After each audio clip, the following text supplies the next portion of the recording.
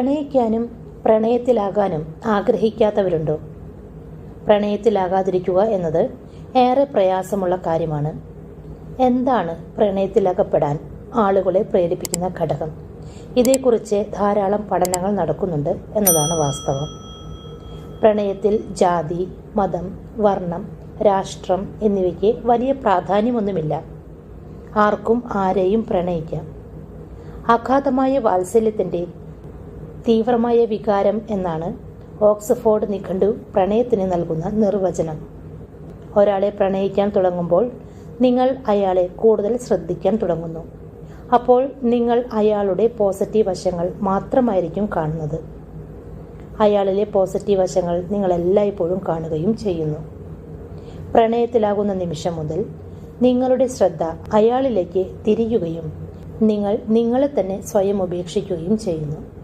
നിങ്ങൾ പ്രണയിക്കുന്നയാൾ തിരിച്ച് പ്രണയിക്കുന്ന സമയം വരെ നിങ്ങൾ സ്വയം മറന്നു പോവുകയാണ് യഥാർത്ഥത്തിൽ സംഭവിക്കുന്നത്.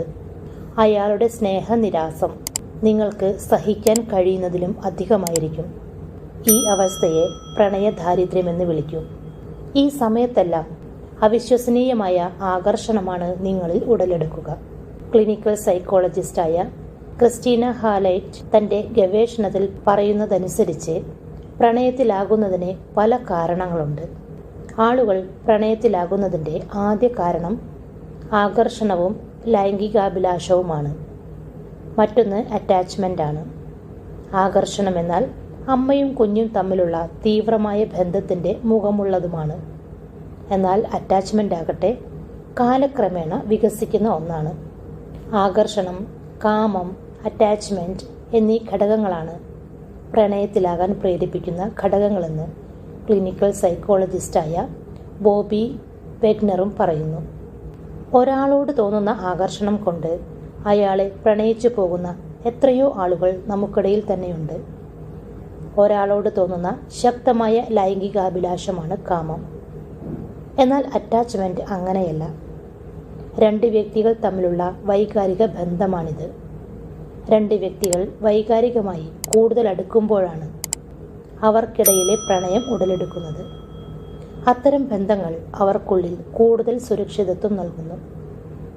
2010 സോഷ്യൽ ആൻഡ് പേഴ്സണൽ റിലേഷൻഷിപ്പ് എന്ന ജേണലിൽ പ്രസിദ്ധീകരിച്ച പഠനത്തിൽ പ്രണയത്തിലാകാൻ പ്രേരിപ്പിക്കുന്ന 12 ഘടകങ്ങളെക്കുറിച്ച് പറഞ്ഞിരുന്നു. പരസ്പര ഇഷ്ടം, രൂപഭാവം, വ്യക്തിത്വം, സാമ്യം, പരിചയം, സാമൂഹിക സ്വാധീനം, ആവശ്യങ്ങൾ, ഉത്തേജനം, സന്നദ്ധത, പ്രത്യേക സൂചനകൾ, ഐസൊലേഷൻ, നിഗൂഢത എന്നീ ഘടകങ്ങളാണ് പ്രണയത്തിലാകാൻ പ്രേരിപ്പിക്കുന്ന ഘടകങ്ങളെന്ന് പഠനം പറയുന്നു. അടുത്തത് കാമം. കാമം പ്രണയത്തിൻ്റെ ഘടകമാണോ എന്ന ചോദ്യത്തിന് വ്യക്തമായ ഒരു ഉത്തരം നൽകുക പ്രയാസമാണ്. പ്രണയത്തിൽ കാമഭാവത്തിന് ഏറെ പ്രാധാന്യമുണ്ടെങ്കിലും കാമത്തിന് മാത്രം പ്രാധാന്യം നൽകുന്ന ബന്ധം പ്രണയമാണോ എന്ന് പരിശോധിക്കേണ്ടതായി വരും. കാരണം കാമം വികാരാധിഷ്ഠിതമാണ്. അതുകൊണ്ട് തന്നെ നിങ്ങളുടെ ബന്ധം എങ്ങനെയുള്ള ബന്ധമാണെന്ന് നിങ്ങൾ തന്നെ സ്വയം പരിശോധിക്കേണ്ടതാണ്. ഇനി ഒരാളെ എങ്ങനെ പ്രണയത്തിലാക്കാം എന്ന് നോക്കാം. ഒരാളെ പ്രണയത്തിലാക്കാൻ നിരവധി വഴികൾ നമ്മുടെ മുന്നിലുണ്ട്. ക്രമേണ അടുപ്പത്തിലാകുക, അവരുമായി ആഴത്തിലുള്ള സൗഹൃദവും അടുപ്പവും സൃഷ്ടിക്കുക എന്നതാണ് ഒരാളുമായി പ്രണയത്തിലാകാനുള്ള ആദ്യത്തെ വഴി. പതിയെ നിങ്ങൾ അവരെ ഇഷ്ടപ്പെടുന്നുണ്ടെന്ന് അറിയിക്കുകയാണ് രണ്ടാമത്തെ മാർഗം. മറ്റൊരു മാർഗം ശരീരഭാഷയുടെ ഉപയോഗമാണ്. ശരീരഭാഷയിലൂടെ പ്രണയം അറിയിക്കുക. സ്പർശം, നോട്ടം എന്നിങ്ങനെ ശരീരത്തിൻ്റെ വിവിധ ഭാഷകൾ ഉപയോഗിച്ച് ഒരാളുമായി പ്രണയത്തിലാകാം. അതുപോലെ നിങ്ങൾക്ക് കംഫർട്ടായിട്ടുള്ള ഇടങ്ങളിൽ ഒരുമിച്ച് യാത്ര ചെയ്യുക, ഫുഡ് കഴിക്കുക, സിനിമയ്ക്ക് പോകുക, ഇതെല്ലാം ഒരാളുമായി പ്രണയത്തിലാകാൻ സഹായിക്കുന്ന ഘടകങ്ങളാണ്. മറ്റൊന്ന് പ്രണയത്തിലാകാൻ ആഗ്രഹിക്കുന്ന ആളുടെ ഇഷ്ടങ്ങൾ മനസ്സിലാക്കി പ്രവർത്തിക്കുക എന്നതാണ്. വേറൊന്ന് ദയാപരമായ പ്രവൃത്തികൾ ചെയ്യുന്നതാണ്. ഇതിലൂടെ പ്രണയത്തിലാകാൻ ആഗ്രഹിക്കുന്ന ആളെ ഇംപ്രസ് ചെയ്യാൻ സാധിക്കും. പക്ഷേ എന്തൊക്കെ ചെയ്താലും ചിലർക്ക് പ്രണയം പെട്ടെന്ന് സംഭവിക്കണമെന്നില്ല. ഒരാളുടെ മനസ്സിൽ ഇടം പിടിക്കാൻ സമയമെടുക്കുന്ന പ്രോസസ്സാണ്.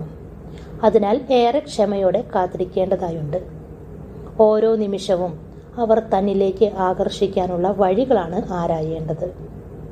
അതേസമയം ആരെയും പ്രണയിക്കാനായി നിർബന്ധിക്കരുത്. പ്രണയം നിർബന്ധപൂർവം നേടിയെടുക്കേണ്ടയൊന്നല്ല. പ്രണയം എപ്പോഴും സ്വയം തോന്നേണ്ട ഒരു വികാരമാണ്. അതിനാൽ പ്രണയത്തിൽ ക്ഷമയ്ക്ക് വലിയ പ്രാധാന്യമുണ്ട്. പ്രണയത്തിലാകാൻ ആഗ്രഹിക്കുന്ന ആളാണ് നിങ്ങളെങ്കിൽ ഇത്തരം കാര്യങ്ങൾ ശ്രദ്ധിക്കണം. പ്രണയം സ്നേഹത്തിൻ്റെ ഭാഷയാണ്, നിർബന്ധത്തിൻ്റേതല്ല.